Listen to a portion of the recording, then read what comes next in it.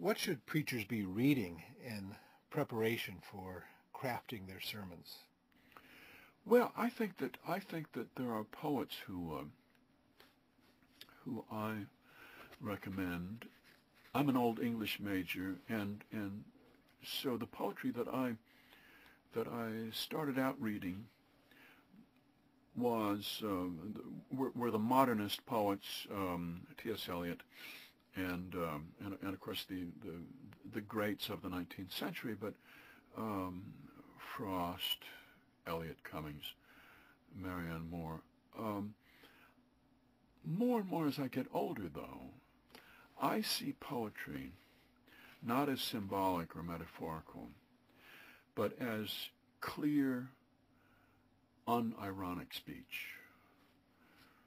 The people who wish to speak directly about things that are important to us without a sense of irony, without a sense of distancing ourselves, which is part of our modern idiom, especially postmodern idiom, the holding important things at arm's length and being bemused and being skeptical.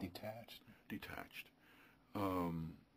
Poetry, I think, can give you some idea of how other people have solved this problem, to speak directly about things that matter, including small things that matter deeply. Mm-hmm. I think you can find that in poetry. You may have to search a little bit to find it, because there still are plenty of poets who are in love with obscurity.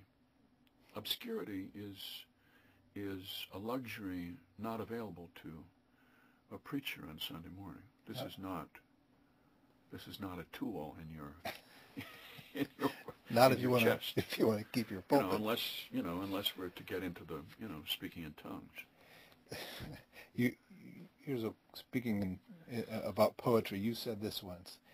Usually the quotation of poetry by a preacher is a clear sign that the pastor has floundered and is trying to climb out of the soup. Yes. Not the kindest thing I ever said. Does Pastor Inkvis quote poetry in his sermons? No, I think he would be. Reluctant to. I think that he would feel that with his congregation, this would seem to be putting on airs. And which poets would you quote? I mean, and why would you quote poets if you have the Psalms there? I don't know. There aren't so many believing poets.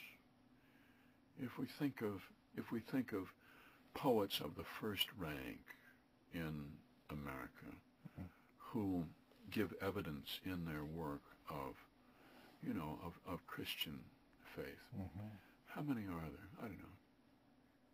2 handfuls. Mm-hmm. Of course, you don't need a poet of faith to be an acute observer of the human condition, and therefore be a useful quote in the sermon, mm-hmm. I would guess. No, that's true. What about preachers and humor? Some of us are prone to begin our sermons with a joke or a lighter story. Is that a good way to start a sermon? Well, I'm not the person to ask,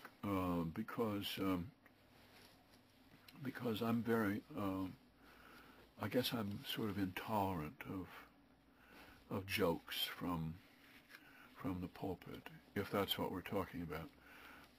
Humorous stories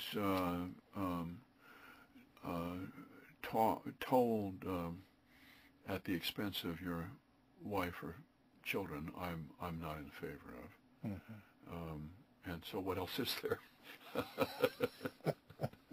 I would say be sparing, and you do have to keep in mind that first minute or 30 seconds is crucial to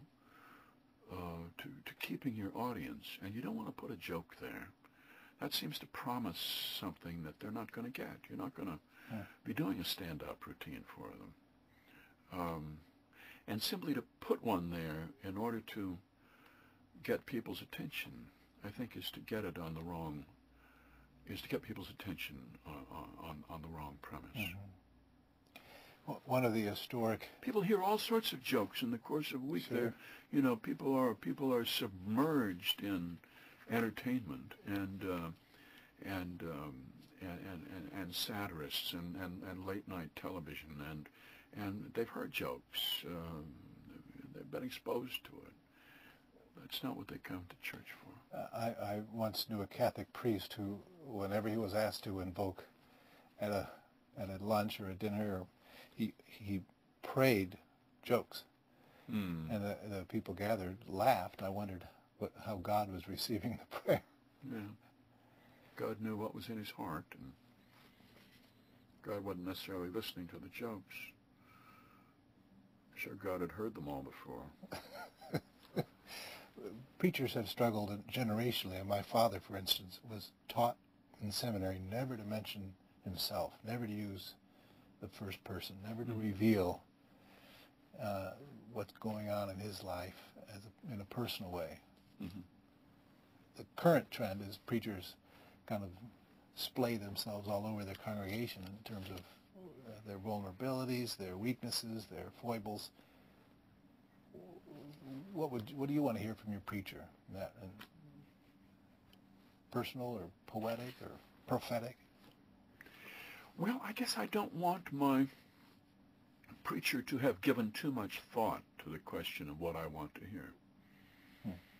I'm not there as a consumer. I'm not shopping around. I want there to be some.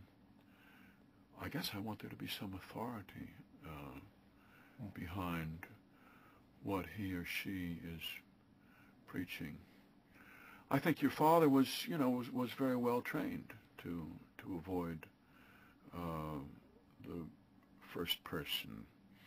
It's not bad training for any writer, anybody, to learn to work more objectively.